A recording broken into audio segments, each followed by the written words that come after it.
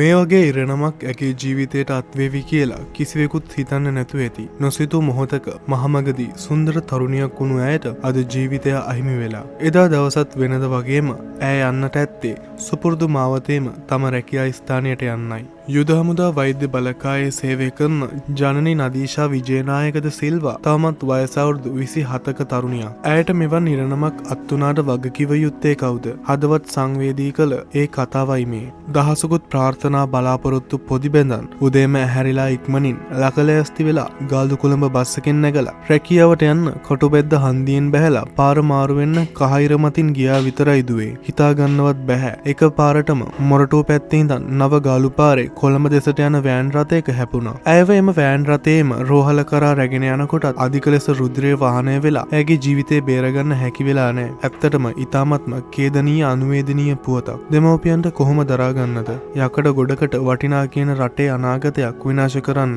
දුකයි දුවේ. දරා ගන්න බැහැ දුවේ. මුදල් පස්සේ දුවන තිරිසන් රියදුරෙක් කළ අපරාධයක්.